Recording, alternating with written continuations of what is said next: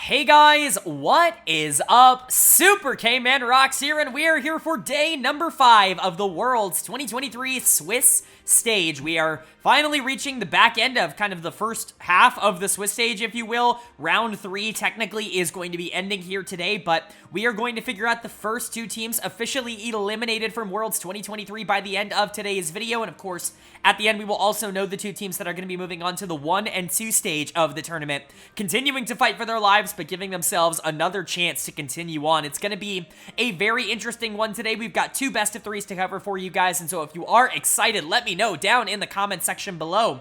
What did you think of these 2 series? Did you kind of expect them to go the way that they did? Were any of them upsets for you? Were you surprised by the outcomes? Were you surprised by the closeness? Would love to know you guys' thoughts and opinions on everything down below as per usual. Of course, if you do find yourself enjoying the video at any point throughout the next however long this video is, close to an hour, I'm sure, go ahead and hit the like button. It really does mean a lot to me if you find yourself enjoying it now, maybe in 30 minutes, maybe in 60 minutes, whenever you find yourself being like, hey, you know what, I'm really enjoying the content. It really would mean a lot if you did hit that like button and hit subscribe so you can be ready for all the other videos that we drop about Worlds, but I don't want to pander to you guys too much at the beginning of videos. Don't like doing that at the beginning.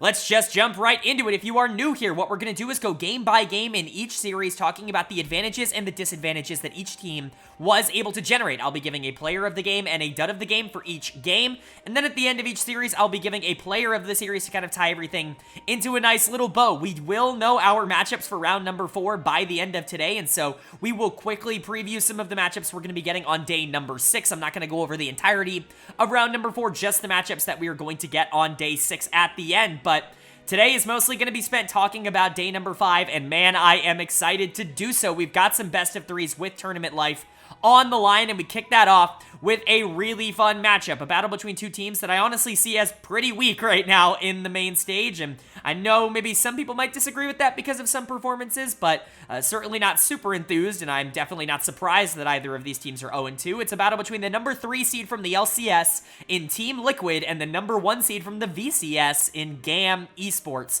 An intriguing matchup on paper. Of course, I did preview all of these matchups at the end of videos both yesterday and a couple of days ago at the end of day number 2, kind of talking about where I think these teams are going to lie. If you go and listen to that preview, you can probably tell I'm not entirely enthused by either of these 2 teams. I don't think either are particularly good, especially in comparison to basically anybody else in the Swiss stage. There is a very strong argument to be made that these are the 2 worst teams in Swiss, and I certainly think I would make that argument. I think Team Liquid obviously has a lot of people on their side right now because they performed really well against T1 on the first day in the first game of this tournament, very narrowly losing that. They probably shouldn't have lost that, but really the problems that Team Liquid has had all year long when I've covered the LCS on this channel are absolutely persisting here into Worlds. They've changed basically nothing. They're the same team that really struggled a lot. Even in spring, their talent has gotten a little bit better, but they still can't close games. This team has no idea what to do with a lead. They just do not know how to play the late game. They do not know how to play team fights, and they do not know how to play as a unit after 20 minutes. It's actually disgusting. There are so many games where they're able to generate these massive leads, and then they just completely throw them away. That being said, they are really good at generating massive leads. There aren't a lot of teams coming out of the West that can go toe-to-toe with a lot of teams in the East in terms of laning prowess, but that's really Team Liquid's strength, is being able to generate a lot of pressure very, very quickly, and so I do think that they're very talented, and quite frankly, they are the more talented team in this series, and they should be favorites for a reason. But like I said in yesterday's video, if they drop this series, I'm not going to be entirely surprised. Probably less shocked than almost any other analyst out there. But then for GAM, the reason I felt that way is because there are a couple players on this team that I am pretty high on. I do think that their macro and general overall team play is definitely lacking, which is why I consider them to be the weakest team in the Swiss stage at the current moment. But there are a couple players that I've been hyping up since the pre-tournament process. KIA is somebody who I've just constantly hyped up over and over again. He dominated the VCS domestically. He's one of the best players in a minor region, period. End of story right now. He's somebody who I think you could sub into the LCS or the LEC, and he would be a top-tier performer really quickly. He's just incredibly talented, and, you know, for all of the good things that Summit does in lane as a player, he is probably the main cause of this team really not having any sort of consistency in the back half of the game. KIA doesn't offer that. He's a great team fighter, he's very consistent, and he's a good laner. I can see that potentially being a positive matchup for GAM, even though the tier list wouldn't tell you that. And then Kati in the mid lane is the other player that I've really been hyping up since the pre-tournament. I think mid lane at this tournament is very much congealed in like this C tier area where there's a lot of mid laners that I think are good and not a lot of mid laners that I think are elite. And Kati is definitely kind of above a lot of them in that regard, even a lot of Western mid laners. I would argue that he's probably the better mid laner in this series, although APA has performed relatively well in big moments, with the exception, of course, being that energy game on day number 2 for this Team Liquid team. Kati's just very consistent, very solid, great laner, great team fighter. He's good at all phases of the game. He's good on a lot of different champions. He's a really solid mid laner. I think the solo lanes are definitely where you're pushing GAM in front here, but there are some question marks. 2 in particular, Levy and Slater really have not been consistent at all over the course of this year. Levy definitely is not the player that you remember from 2018 if you're just going off of name recognition. He's just not had that kind of year. He really hasn't had that kind of tournament either. And while Slater and Pallet have definitely gotten on board in recent weeks, and Slater definitely kind of re-cementing himself as one of the more consistent AD carries in the play-in stage right before they were able to make it out after really struggling at the beginning. He's definitely not a player that you can really rely on to be hyper-consistent because he's going to play super aggro and super aggressive. Pallet has been really good at this tournament, though.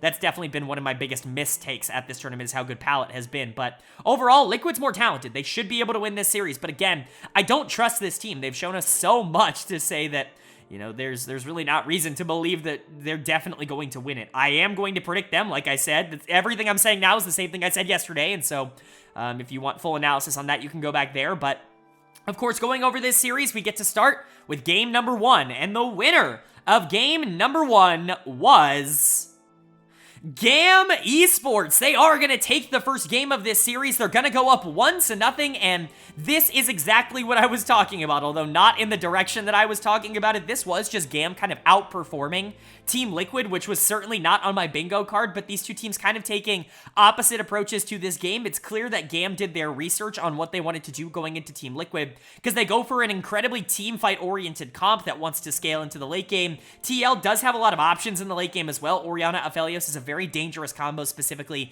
if you're gonna be set up by a lot of the 3 other playmakers with the Cassante, the Jarvan, and the Thresh on this team. It's not like they fall off super hard, but Red, like GAM, scales so hard in this game, and I would argue that that definitely ended up paying dividends. I think that, you know, if you're worried about something when it comes to draft here in game number 1 for GAM, it's the fact that they're basically ceding pressure in the early game. I know you don't necessarily look at this draft and say that Team Liquid should dominate early, but they absolutely should. There really is no lane in this game that I would say Team Liquid shouldn't have pressure in early on in the game. When you're talking about topside, I think Cassante into Rumble is relatively Cassante favored until Rumble starts getting items under his belt, and then all of a sudden it does become a little bit more difficult. I know obviously a lot of people like Rumble right now. I think Cassante is just that good. Orianna on B1 I'm never a fan of, but again, this is another case of a team just not counterpicking it at all, not even trying to pick something into it that is better. At least they banned out the Syndra in this game to kind of prevent something like that, but they pick up the Tristana on the side of GAM, and Tristana doesn't have pressure into Ori early. There's really not a lot she can do to be able to fight her, and Trist wants to get out on the map and move, and that's going to be a lot more difficult when you're playing against a Jarvan. And then you're talking about Aphelios and Thresh, who are just going to have early prio into Zeri, who's not very good in the laning phase. And so you're looking at a lot of these lanes, and you're kind of relying on your ability to be able to generate pressure early if you're Team Liquid. The problem was you weren't able to do that. This game started spiraling out of control in the mid game, and, you know, this team fight from GAM is unstoppable if they play from ahead. Zeri is still incredibly strong in the back half of games, even if she's not what people would consider an elite level AD carry anymore. Rumble is one of the best, if not the best, team fighting top laner in the game. Triss scales super well, and people really underestimate that. And then Maokai and Rakan are 2 of the strongest facilitators in the entire meta right now. And so GAM's in a really good spot if they can start to generate some pressure, which is exactly what they did. It only took them a couple of fights, and then all of a sudden the game started going out of control. Player of the game for me is going to go to Pallet in the support position. Talk about somebody who I really have been underrating. I put him as my last ranked support coming into this tournament, including all of the play-in teams. I just didn't have a lot of faith in Pallet. I thought he was kind of an underperformer in the VCS, especially in comparison to maybe the reputation that he had garnered over the past couple of years. It didn't feel like he was living up to that. I felt like Slater was doing a lot of the heavy lifting in terms of the playmaking in the 2v2, and Pallet really didn't have to do a whole ton for GAM in the VCS, or at least that was my kind of assumption and my my analysis of the situation. But Pallet's been given a much bigger role at Worlds. He's been asked to do a ton more. I think supports in general are a lot more important in the current meta than they were 2 months ago when, these teams really last played. And so to see him pick Rakan and Alistair and all these engaged champions and look really good being that primary playmaker for GAM, it's very important. Support, like I said, is very crucial. And Pallet being as good as he has been at this tournament is the reason GAM is here. I know obviously he's not the superstar player of this team. KIA has played really well over the course of this tournament. Kati has played really well over the course of this tournament, but they couldn't do it on their own. They need somebody else to be able to step up and be a star for them, and Pallet kind of has been that guy. He was it again here on the Rakan, but everybody on the team, with the exception of probably Kati, was playing really well in this game. Got to give a lot of credit to KIA on the Rumble. Those ultimates in the back half of the game really sealed things for GAM, and KIA continues to impress. I was hyping him up to no end at the beginning of the tournament. People were probably very annoyed with how highly I was speaking of KIA. I considered him a superstar for the VCS level, and I'm glad to see that has kind of come true here at Worlds. He hasn't been exactly a game breaker all the time, but for the most part, he has been exactly as advertised for this team. Levy and Slater were great. Levy in particular as a facilitator was really solid in this game on the Maokai.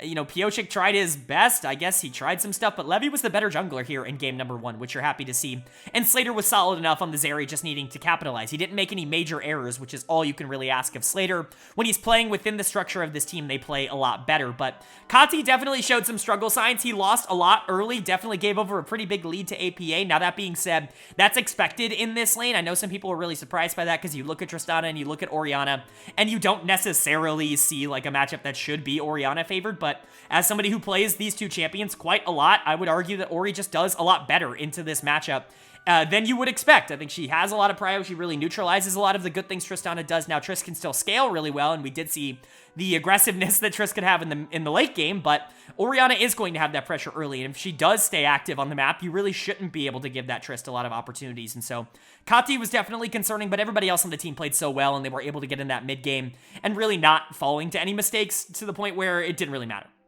And then Team Liquid on the other side, it's just not a very good game. Like, this team isn't very good. They feel very draft locked in terms of how they want to play the game. They very much have their comfort picks, and it doesn't feel like they really want to move outside of those, specifically the Aphelios Thresh, which is just very confusing in this current meta. I honestly don't hate it in isolation. I don't like the Thresh. I think that's the part of it that I'm much more concerned about, and Core JJ is going to get my dud of the game because the Thresh was, quite frankly, useless in this game. Not only did he not keep the Aphelios protected because they just have way too much damage on the side of GAM, but the playmaking opportunities coming out from Thresh are almost entirely negated by the frontline and engage opportunities from GAM. It's really hard to play Thresh into Rakan Maokai. It's just not the meta for him at the current moment. He's received a ton of nerfs, and it's gotten him to the point where he's just not that great of a support, and we saw that in this game. Not like Yon was much better. His positioning was pretty poor. He wasn't really dealing a ton of damage. I know Aphelios is kind of a signature pick, but it's not working out, and it's really not the meta for that. APA won early, basically through the matchup, and then did nothing. I'm trying to find a way to say was completely non-proactive. I think if the Orianna was a lot more active with the Jarvan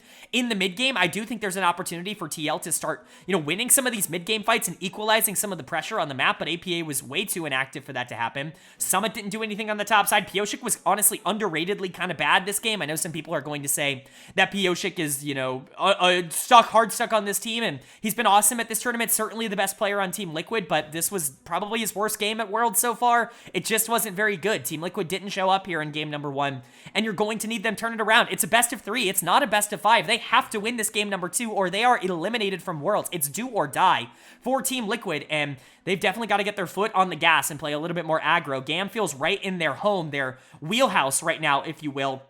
And I'm really impressed with what they were able to do in game 1. If they're going to be able to do it in game 2, sweep Team Liquid, that's crazy impressive. It's not out of the realm of possibility, but it would be a pretty big upset. So are they going to be able to pull that off? Are they going to be able to sweep TL? Or is TL going to at least make this a series and fight back to tie things up? Well, the winner of game number 2 was Team Liquid. They are going to take game 2. They're going to tie up this series at 1 apiece, and they are going to keep their World's hopes alive, bringing us to a game 3, a final game in this series. But before we get into that one, we got to talk about game number 2, because this was a good performance, I would say, from TL, at least for the most part. The players that needed to step up did go ahead and step up, and they were able to close out a game at Worlds. And I think, winning your first game at Worlds is definitely an accomplishment. I know this team probably wanted to do more, but remember, I was crazy crazy low on this team going into this tournament. I had them as the last ranked major region team, including everybody in the play-ins, including BDS, including Golden Guardians. I had Team Liquid below all of them going into the tournament, and it was for reasons like that. And so for them to be able to pick up a win at this tournament, even if it is against GAM, it's still an important and impressive feat for them to be able to accomplish to close out a game in 25 minutes. I do think they played particularly well through 2 players, but I really, really don't think that they gave themselves a massive advantage. I think they just had to go out and perform, and luckily for them, I think they did. Let's talk about draft very quickly. Usually, I'll go into depth on maybe like some of the good and the bad that happened in draft, but really, genuinely, I don't think either team drafted all that poorly or all that differently in this game. Both going majorly towards comfort rather than meta. A lot of interesting picks banned out. Obviously, things like the Ziggs and the Viego banned out against Liquid, Lalison as well. You know, a lot of picks that those players are particularly good at. And then for Liquid, they want to ban out a lot of meta things. Things like the Rumble, things like the Maokai, things like the Ori. Just things that they consider to be really strong in the meta. And so both of these teams just say, screw it, we're going to go for things that we like to play. Kati going for the Syndra that he played a ton of in the play-in stage. And then the Draven Renata bot lane. Very, very intriguing. Liquid obviously going for the Kindred Nico combo that they played a lot of in the playoffs. I mean, maybe they also played a lot of it separately. Both of these players play these champions quite a bit.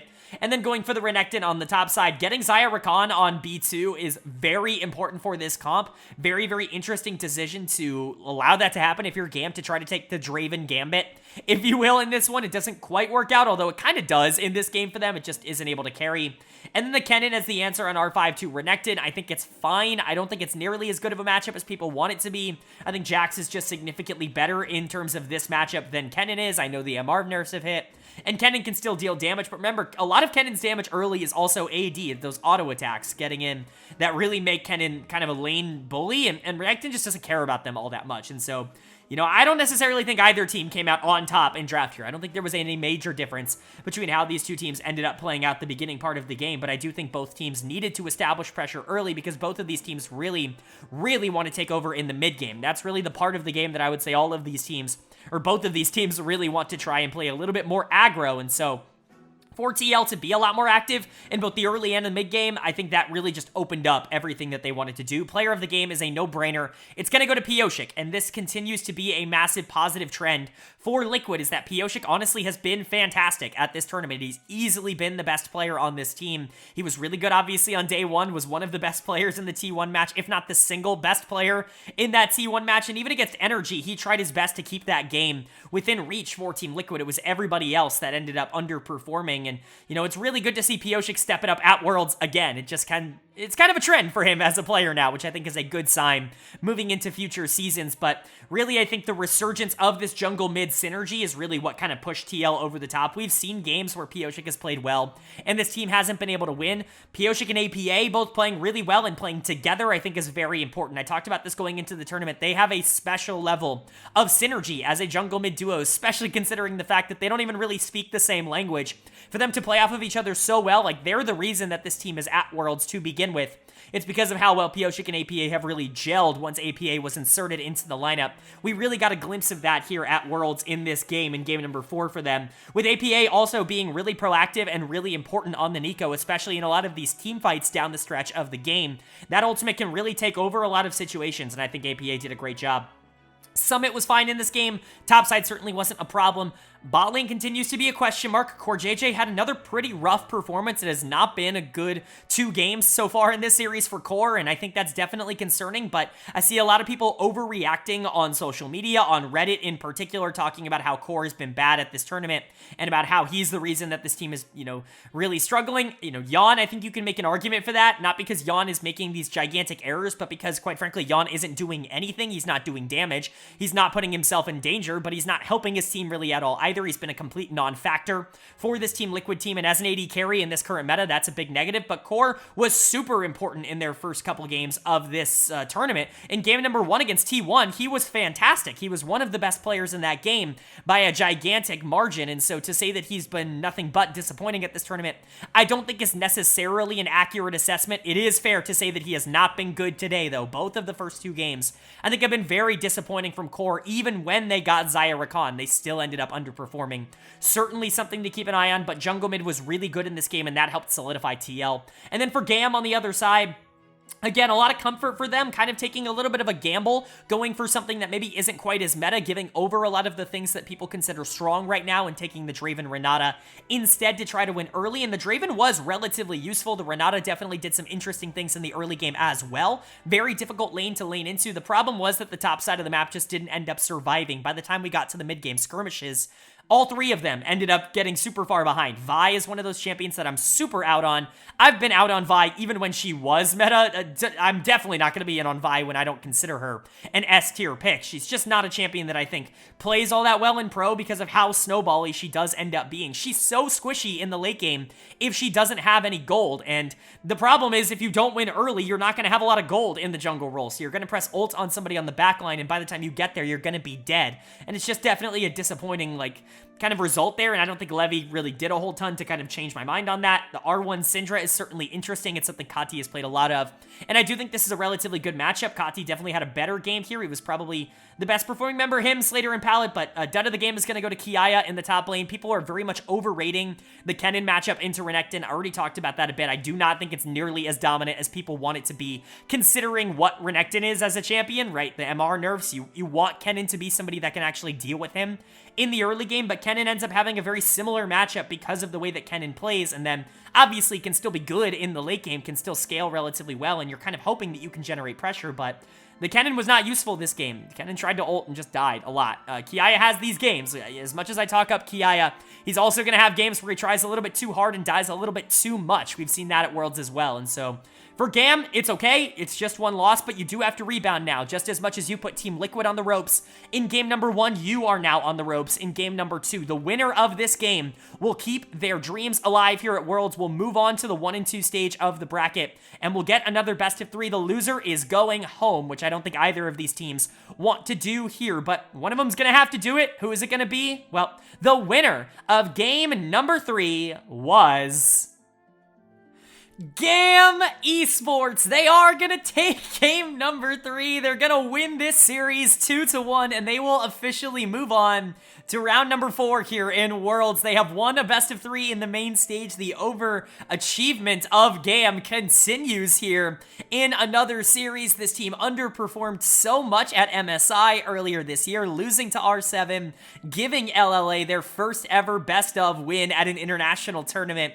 And they've bounced back. They have changed a couple of the members of this roster. Slater and Pallet come in to play in the bot lane, and now they have officially avoided being one of the first 2 teams eliminated from the main stage here by defeating Team Liquid here from the LCS, and TL now becomes the first team officially eliminated from the main Swiss stage of Worlds. Certainly disappointing. I imagine it's not something they're very happy or excited about. You can see that on the players' faces, but if I have to be entirely honest, this isn't entirely surprising, at least for me. I predicted that this was definitely a possibility, and in fact, I guess if you go off my primer predictions and power rankings, then you would predict that I would believe that Liquid would be one of the first 2 teams out. I did have GAM lower than them, and if these 2 teams played, I would imagine Liquid should have been favorites, but them not getting the job done isn't entirely shocking to me. This is a team that has struggled with a lot of things over the course of this year, and it all kind of culminated in this game here, and we'll talk about it when we get to them.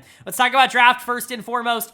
I don't really think Draft was all that good or bad, again, for either team. I think the one thing that you're looking at is taking Kai'Sa on R2 if you're Team Liquid into the Xayah. This has been something that really has not worked for anybody over the course of this tournament. Xayah has absolutely dominated this matchup. There's a reason that Xayah is pretty much perma-banned on red side in the last couple of days, specifically on day number 4, where we really saw teams adjusting and adapting to banning out Xayah.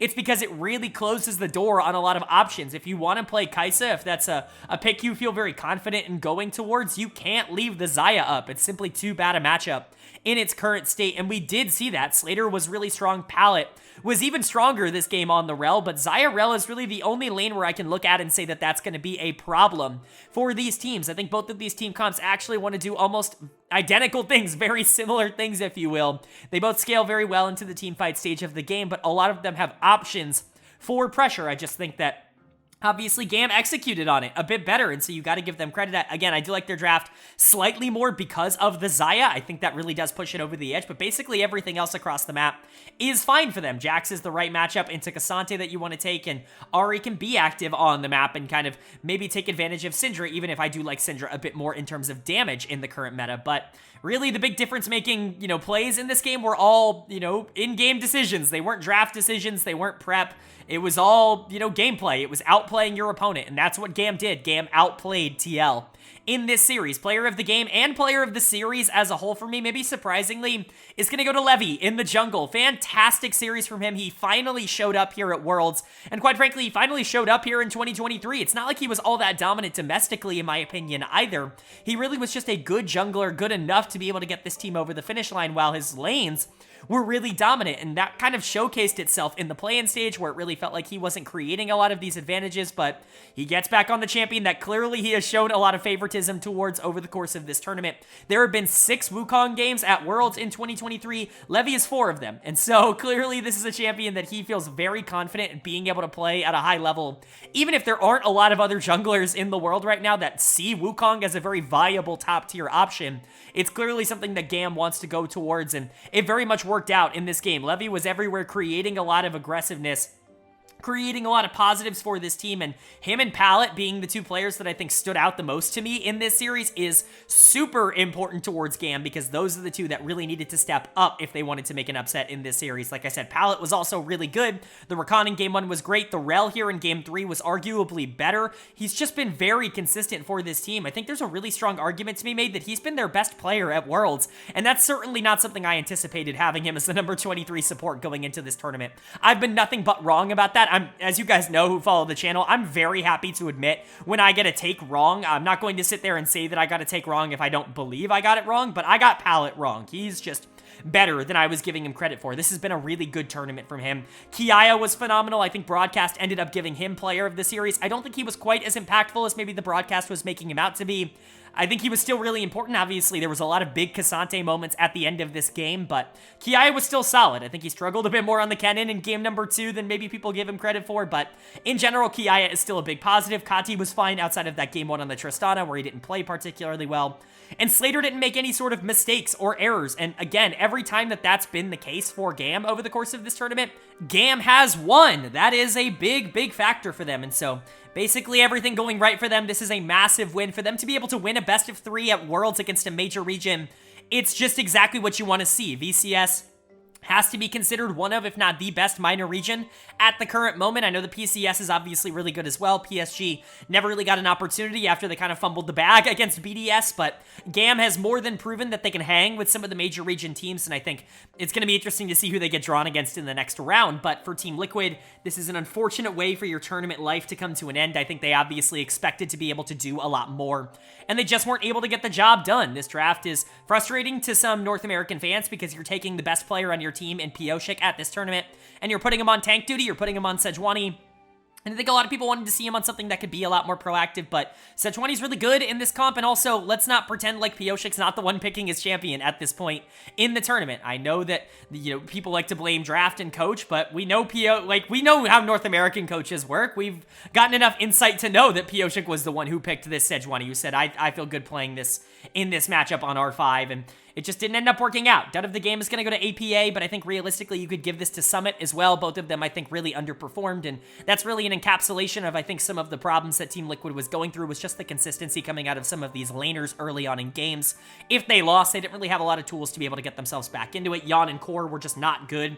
Today, Jan was not good at this tournament. He really wasn't awful. There really wasn't one individual game where I can say Jan was the worst player in that game, but he also was bottom 2 in every game that they played. You know what I mean? Like, it wasn't a very good tournament from the rookie, and Core, I think, really underperformed today. Even if he did have a good start to the tournament, this day number 5 for him, this series against GAM, was easily the worst 3 games that he played at the tournament, and that's gotta be frustrating if you're a Team Liquid fan. I think in general, you're looking at this year And while some of it could be an overachievement, I think some people could see what Team Liquid was able to do and their ability to get to that number 3 seed at Worlds when they weren't really projected to do so, and they could see that as something that's really positive for this org and for this team. I think some people saw the upside of this org is a lot higher, especially when they, brought in players like Summit and Pioshik, and they had Core, and, Jan was playing well domestically, and APA really started to step up. I think people did have expectations, and obviously it's never fun for a major region to drop to a minor region team, but in general, getting to, the top 16 in the world at Worlds here, and being a team that, went toe-to-toe with T1 at this tournament and made some games interesting, at least they have that to hang their hat on. It wasn't the exact ending to this tournament that maybe they would have wanted, but I think 2023 in general wasn't as bad as people might anticipate. And then for GAM, this is a huge, huge, huge win. I can't overstate how important this is for the VCS and how important this is for GAM to be able to pick up this win. It's a very big one for them. Their job's not done, obviously. Their tournament is still on, and they have a potential to go even further, but even if this is the last series where they look even remotely competitive, I think they're going to consider this tournament a massive success for themselves. And then moving on to our second series, our second elimination series of the day here, and this one might not be as close on paper as the last one was in terms of previews, but still one that should be interesting nonetheless. It's a battle between the number 4 seed from the LCK in Dplus KIA and the number 4 seed from the LEC in Team BDS. It's definitely an intriguing matchup because neither of these teams have really been able to catch their footing at this tournament up until this point. Even BDS, who's had a ton of time to kind of figure out what they want to play in the meta and how things kind of work for them at this tournament, have not necessarily figured it out, right? Them being able to get through the play-in stage, in my opinion, was very fortunate for them. I brought this up in previous videos, and I don't know if this is such a crazy hot take, but there's a real argument to be made that PSG was better than them in that best-of-5 series that BDS used to qualify for the main stage here.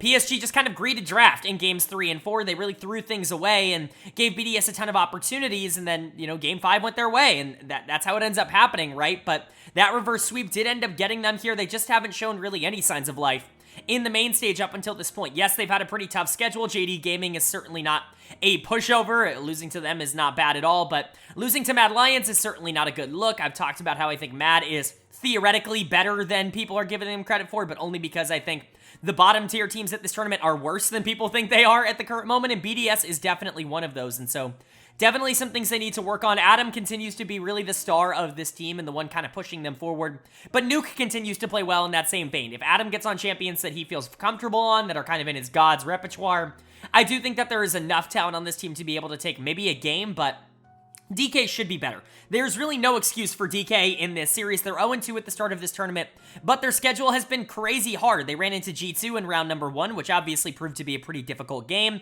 and then they ran into their region rivals, KT Rolster, in round number 2, and that's, pretty bad as well. These are two of the very few teams that are genuinely better than DK at this tournament, but they are not a team that you would expect to be in the bottom 4 this early on. Certainly not something that I think a lot of people anticipated, and you would have to imagine that this matchup against BDS is going to be used to right the ship, essentially, to get them back on track, to get them back into a better spot. Because, honestly, they're too talented to be here. Even with Deft and Kellen at the current moment playing super poorly at Worlds, Kellen in particular, who's just not had a very good start to this tournament, the top side of the map's been fine. I think Canyon and Showmaker have been good enough to be able to win games, and Kana has been better in recent weeks. I think if Deft and Kellen can get back into the form that they were in domestically in the LCK, this team is going to be more than fine. There was a reason I had them as the number, I believe, 7 team at this tournament going into the World Championships, and that's because I truly do believe that they are, a top-tier team, a B-ish tier team at this tournament, and so obviously they're going to be favorites, but can BDS cause any sort of upsets? Can they cause any sort of panic? It's certainly going to be interesting. I think if there is any series for DK's bot lane to get back on track, it's probably against Crowny, who has just not played well at this tournament. There's really no other way to put it. Even in the play-in stage, Crowny was a little bit of a liability for BDS, but again, Adam and Nuke have been playing relatively well, so top side I think is going to determine a lot, but bot lane could really be the thing that swings the series. Of course, I'm picking DK, but if we want to find out who is going to win this series, we do have to kick it off with game number 1. And the winner of game number 1 was Dplus KIA. They are going to take the first game of this series. They're going to go up 1-0, and this is kind of the exact turn of events that we expected. This was a dominant game number 1 from DK. It never felt close. It was really never within the realm of possibility. Crowny did get online. I do want to give the Kai'Sa a bit of credit. A lot of plays setting up for the Kai'Sa in this game to try and make things a little bit more interesting, but DK was just better. Basically, from moment 1 to moment 24, there was no real, I guess, shot for BDS to be able to compete in this game, and this is kind of what I was expecting in terms of the talent difference between these two teams. Let's quickly go over what ended up happening in the draft phase. I want to give a lot of credit to DK. I think they came in with a strategy, and that was to play a lot more comfort. Usually, I'm pretty against that at a place like Worlds, especially if you're going to counterpick yourself in some of these matchups, but I do think in this case, it does kind of work out. Caitlyn Lux in particular is something I really like here for DK, not only because early pressure is so important in the meta right now, specifically in the bot lane where there's a lot of these hyper carries that want to start taking over, but you had Xayah banned on the other side, you had Kalista banned on the other side. Caitlyn, outside of Draven, is probably the next highest prio early game dominant AD carry in the game at the current moment, and if you want to try and stop or dissuade a Kai'Sa pickup from the other side, Caitlyn's actually a really good choice for that, and Lux obviously pairs really well with her as a champion. This is all not even to say that Deft is obviously so good at Caitlyn. It's one of his signature champions of all time. You know, one of the best AD carries of all time and he's super consistent on Caitlyn. So I like this pickup for them in particular, but Nico, Vi, like this is a big team fight, wombo combo style build. You want to try and be able to generate pressure early and just snowball it out of control. I really don't think there's any good scaling from either of these teams. You can talk about potentially the Kai'Sa scaling into the late game, but when you look at BDS in general, I would say that this is still an early game comp. Lee Sin LeBlanc very much does not want to have to wait to get online, wait to the team fight stage. Volibear is picked here on R5 in order to try and counter the Rumble. And so both of these teams, I think, are very much looking to win early, looking to put pressure on the map very quickly. It was just DK who did that significantly better in this one. I would also argue that DK has better scaling. People underestimate what Caitlyn does in the late game. It's very, easy to be like, oh, Caitlyn's this lane-dominant early game AD carry. That's absolutely true. She falls off super hard in the mid game. She's really not all that impressive there, but you do get to 3 items on Caitlyn. She's going to go right back up to being one of the scariest champions in the game. She is in kind of a weird spot in that regard, where the most common and longest form of the game right now is where she's weakest, but the early laning phase and then the late game, she's really good in both of those, and so kind of like a Sivir, a little bit worse version of Sivir right now. But obviously, DK executed on it just way better. There's really no comparison in how these two teams went about it. Player of the game for me is going to go to Canyon in the jungle. Really nice to see him perform so well. I'm usually pretty out on the Vi pick. I'm really not a fan of the champion at the current moment, as I've talked about in this video already. But Canyon's a little bit different, right? He can get away with playing a few things that maybe other junglers might not be able to get away with. And it's really interesting. Canyon being able to rebound and playing as well as he has at Worlds, even in some of their losses, is not something that should surprise anybody. I know a bunch of people who were talking about me being way too high on Canyon going into this tournament, and, my faith in him was certainly not going to pay off. The tape in, 2023 was certainly not there in comparison to past years, and I had to keep reminding everybody that this is kind of what this team does every year. They constantly underperform in the regular season and then figure things out either in the playoffs or in the regional qualifiers, make it to Worlds, and then, make a quarters or a semis run, basically no matter how talented their roster is, because that's just how Canyon and Showmaker end up operating. They perform their best when the games mean the most. And that has kind of been true here. Deft and Kellen are really the two that have kind of underperformed for this team against good opponents early on in the tournament. Canyon and Showmaker have lived up to the billing up until this point. They've certainly been the more consistent threats. Now, Canyon being on a Vi and being able to engage and just out-jungling Sheo, creating a ton of pressure, is that going to be repeatable against some of the better teams in the world? I don't know, right? But it was really good here. Showmaker looked really good on the Nico, and honestly, that Caitlyn Lux absolutely worked. You can talk about whether or not you want to see it in more games, but Kellen was awesome in this one. This was easily the best game of the tournament for Kellen up until this point. Lux seems to be a pretty interesting champion for how this team wants to play the game. They did get quote-unquote counterpicked with the Blitzcrank, but look at Kai'Sa on the other side of the map. You R4'd Kai'Sa into Caitlyn Lux purely because it's meta. It's not going to work out for you. I really don't like the decision-making there. But in general, DK played well. And then for BDS on the other side, a lot of their flaws ended up getting exposed. The most important member of this comp is by far the LeBlanc. It's Nuke in the mid lane, being able to get out on the map and try to create pressure. In the early game, you want to try and get that snowball rolling, and the problem was that Sheo and Nuke just never had any sort of tempo in this game at all. We can talk about Crowny getting kills. We can talk about Labrov trying to make plays on the Blitzcrank.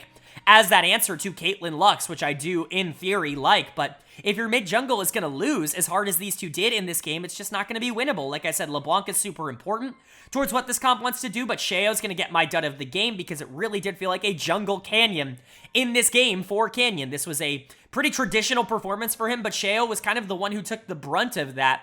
Sheo's had some okay games at Worlds, but honestly, he's had some bad ones too. It's really not been a super consistent tournament for him, especially since they got to the main stage here, and it just looks like he's a little bit outclassed. That's kind of how I feel about most of the players on this team, if I'm being honest. Crownie and Lebrav, like I said, were at least creating pressure, but honestly, they weren't playing well, specifically in the late game teamfights. Their positioning was really poor. Adam kind of got run over in a pick that he specifically chose to counter the Rumble, and then Nuke never had any pressure in the mid lane going into a matchup that both of the champions want to try and apply that early.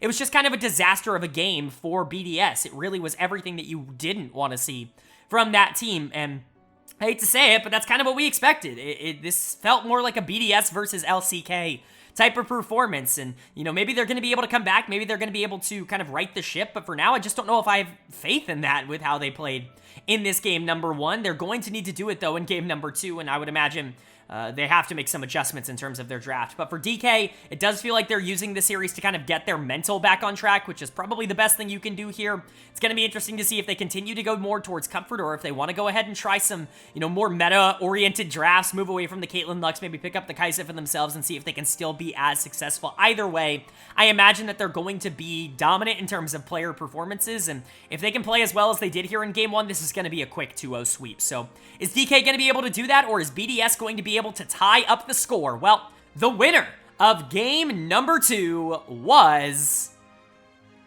Dplus KIA. They are going to take game number 2. They're going to close out this series with a pretty clean and pretty quick 2-0 series win, just about 48 minutes total on the series as a whole, and really, this isn't a shock. This shouldn't be a surprise to people. BDS's tournament run does come to an end here, but DK should have really never been in this predicament to begin with. They were always much better than going 0-2. They just had a really tough opening schedule here at Worlds, and they proved that here. They proved that they are still an elite level team, one that I think, despite their awful start, still has a real shot of potentially being able to make it out of the main stage. It's certainly not out of the realm of possibility for this team to do so, and so for them to just run over BDS to be the significantly better team, it's definitely what we wanted to see from these players, from this team, and unfortunately, BDS was just standing in the way. They were one of the weakest teams in the main stage, and that became abundantly clear very quickly. Their loss to Mad Lions, I think, very much solidified that idea in a lot of people's minds, but them getting throttled and run over by DK in this series just kind of completely put the bow on it. They're going to be excited because that they were able to get out of play-ins, to win that series against PSG, even after a kind of rough start to this tournament, to even make Worlds in the first place, beating Golden Guardians in that qualifying series. Obviously, it's a really big deal, and in general, we'll talk about BDS's year as a whole, but DK was the better team, and that was very, very clear in this series. This draft was pretty DK favored, in my opinion. I see a lot of people I guess, hating on the BDS draft and kind of talking about some of the deficiencies. I think in general, this is something I talk a lot about with LEC fans.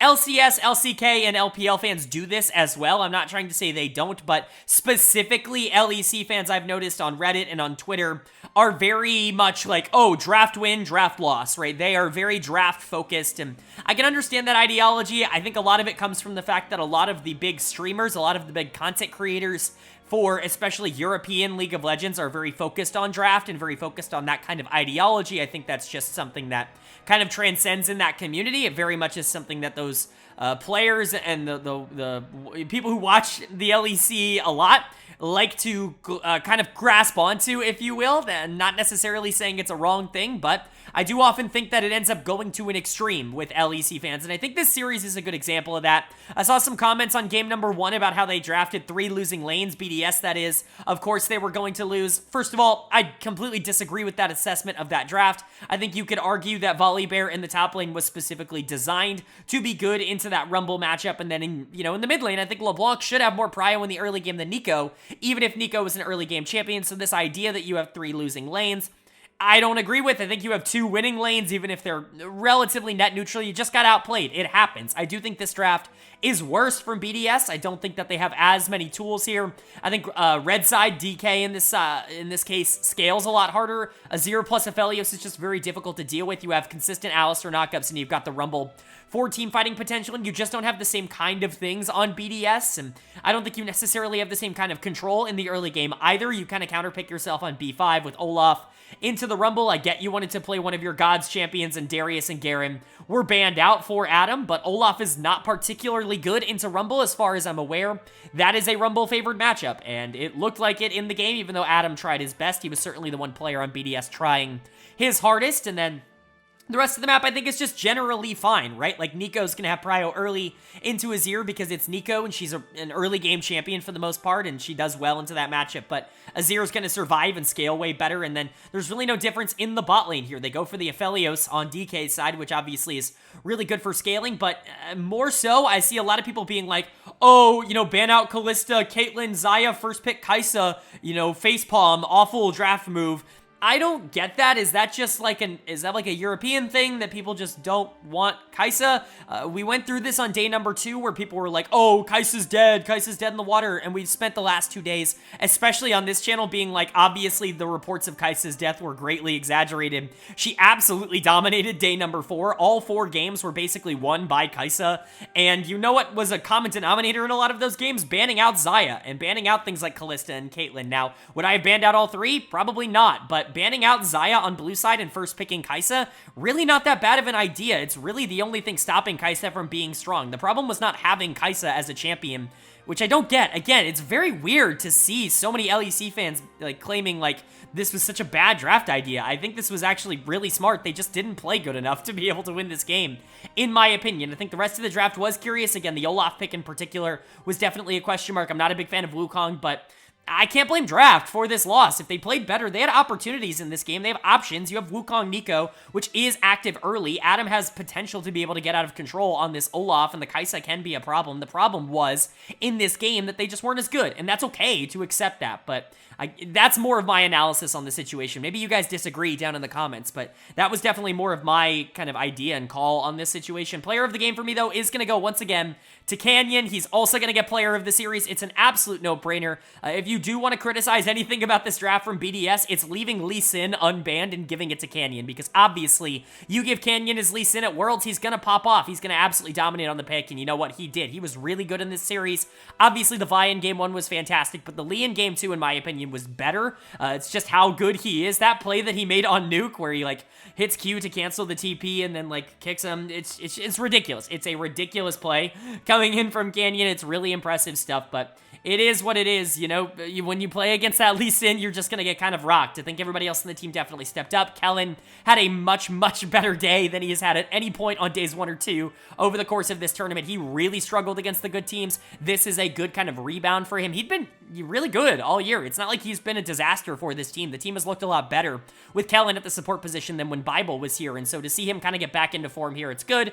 Deft was fine here on the Aphelios. Definitely a nice bounce back. Showmaker did his thing on Azir, and Kana was certainly fine enough on the Rumble, but Canyon was really the star of the show here for DK on this day. Player of the game and player of the series. And then for BDS on the other side, they just couldn't keep up in some, you know, pretty crucial positions. Shea was once again going to get dud of the game. He got it, you know, 2 games in a row. He just got outplayed by Canyon. I'm not going to complain or berate him too much. I know a lot of people like to take Worlds performances way too much into account, but Sheo had a phenomenal year, way overperforming basically all the expectations that I and anybody else had for him. The fact that he couldn't go toe-to-toe with Canyon at the World Championships is completely acceptable. It's completely fine. You're okay with that. It's just kind of the truth. Sheo was not nearly as active in the early game. His tempo was significantly slower. His pathing was pretty bad in this game, but it's okay. It's against Canyon. You got crushed by Canyon's Lee Sin. It's honestly kind of a rite of passage here at Worlds. Nuke was also pretty bad in this series. When you don't have pressure in the mid lane, it's way harder to play out of the jungle. The LeBlanc should have had that in Game 1. The Nico should have had that in Game number 2. They didn't have it in either of those games, and that did become a problem. Crowny and Lebrav really weren't the major issues this game, although Crowny still definitely didn't overperform what he needed to do at this tournament. When you're looking back at it as a whole, I'm sure Crowny's going to look to improve, but at least he played relatively okay here. And then Adam was definitely this team's saving grace, not only in this game, but in this tournament as a whole. They do not make the main stage here without Adam. He really has been been that good for them. He has re-solidified himself as a top 1, top 2, top laner in the LEC in Europe at the current moment. I have no worries that he's going to be able to repeat these kinds of performances in future years. Obviously, he's got his own little eclectic champion pool, but as we can see, it's really hard to ban out all of the champions that he's good at. When you have a 4 or a 5-man champion pool as a top laner, it's almost impossible to be able to completely take you out of that zone, and so I trust Adam a lot. The problem was that this team just wasn't good enough outside of that to be able to make a lot of pushes. They were probably really happy to be at Worlds in the first place. I predicted this team to come in dead last, 10th in the LEC before winter, in the preseason, back in January. And here they are at Worlds, losing to Dplus KIA. It's still a phenomenal year for this team. Being able to make it out of the play-in stage, being able to be here at Worlds in the first place, making an LEC Finals, so much good to take away for BDS, an org that, might I remind you, LEC fans were calling to be kicked from the league at the end of last year because they had a bad year in their first ever year in the LEC. I know patience isn't exactly a strength of League of Legends fans, but this is what happens when you let that patience foster, when you believe in some of the players that are in the organization, and when you trust an org to be able to get back to the point that they had been able to show at a lower level of competition. BDS is a great org. These are great players. I don't know where they're going next year, but you can't really be mad or upset about the way that 2023 ended up going for them at all. And then for DK, obviously it would have been a disaster if you lost this series, but you're moving on now to the 1 and 2 side of the bracket. You can't take your foot off the gas. Every single series is still an elimination series for you, but this team is incredibly talented, and if they can get their confidence from this series kind of rolling, there really aren't a lot of teams in the world that are going to be able to stop them easily. Alright, but that is going to do it for my Worlds 2023 Day 5 overview and analysis video. Really do hope you guys enjoyed. Up on the screen, you're going to see the next matches that are going to be coming up on day number 6 in the Swiss stage. We are getting closer and closer to finding out not only who is going to be qualifying for the quarterfinals, but who will be eliminated. We've got some 1 and 2 matchups coming up on day number 6. Obviously, there are more matchups. We got the full draw reveal, but I'm just going to be going over the ones that we're going to be getting on the upcoming day here and now. We'll be going over each of the upcoming series when they happen at the end of their respective videos, but today we'll just quickly preview what we're going to be getting here. The first series that I want to talk about, Cloud9 taking on Fnatic. Probably the best draw that we could have gotten for both of these teams. A super fun matchup. The number 2 seeds from North America and Europe. We've been hoping for more LCS, LEC games at international tournaments, and this is one of the more interesting ones that we could possibly get. I think it's a really fun matchup between two pretty talented teams. Fnatic has shown a lot of growth, a lot of development. Razork and Humanoid have done really well to kind of grow into the parts of them that are the good parts as these games get more important as they do, and specifically Oscar Rinnan has been a big positive for what Fnatic has wanted to do, and I think top lane could be a pretty big advantage for this Fnatic team if Cloud9 plays the way that they have recently. However, Cloud9 does have a lot of things that you can be really excited about. You know, Blabber is a really good player, and I would argue that Blabber is definitely more consistent than Razork, and Berserker and Sven as a bot lane, theoretically on paper, in my opinion, should be better than what Noah and Trimby are. Berserker is just kind of a more advanced version of what Noah is. Noah's had that breakout this year. He's really proved that he can be mechanically dominant, but the consistency really has not followed up, and as much as I like Trimby, Berserker's probably the best player in that bot lane. That being said, like, you know, Humanoid should dominate Eminus in the mid lane, and like I said, Oscar should be better than Fudge in the top lane, so I think this could be a very close series, a very close best of 3. Remember, the loser of this is eliminated from Worlds, and the winner doesn't qualify. They just get another shot to be able to qualify, but for my money, maybe a little bit against the grain, I'm going to go with Cloud9 on this one. I know it's pretty crazy, and I know maybe I've overhyped this Cloud9 team, but like I said in my primer video, in my power rankings video at the beginning of the tournament, I think Cloud9 is the most talented Western team that is not named G2 in terms of the players that they have. Berserker and Blabber are just basically an untouched duo. Now, that's not to say that Fnatic has no way of winning this. If they win this 2-0 and just kind of dominate through Humanoid or through Oscar, or if Razork just has a really good series, I'm not really going to be all that surprised. Fnatic has more than enough tools to be able to get themselves across the finish line, but I've been concerned about their drafts, and I think C9 has a lot, you know, kind of built up their sleeve. This is a good draft, or a good draw for both sides, and I think both are going to be happy because both feel like they can win. For me, basically a 50-50, but narrowly the edge is going to go to Cloud9. And then we have Mad Lions taking on Weibo Gaming. Not nearly as close in my eyes. This one should be kind of a blowout. Weibo is definitely the better of these two teams. I don't care how much you believe in Mad Lions, Weibo should be able to take them down. Now, I want to make this abundantly clear. Weibo has the potential to completely shit the bed in a game and in a series like this where, you know, I don't know, maybe Aoyoya just pops off and has some really good games. Maybe Carzzy and Hilly are just really aggressive and catch, you know, Light and Crisp, who have not been playing well at this tournament, off guard. That is definitely a possibility. And there's a world where the Shy just completely runs it down on the top side, and Chasey can have some of those pop-off moments that he was having in the playoffs in both spring and in winter and in summer, and basically in every single time that they got to a best-of-5 stage, except for the season finals. But talent-wise, Weibo just outpaces them by so many different metrics. You would imagine that they would be able to get the job done. Xiaohu has been really good at this tournament, and Weiwei, outside of day number, 4 yesterday, was really good in the other 2 games that he played at this tournament, and so you want to believe that Weibo's going to be able to cross the finish line on this one.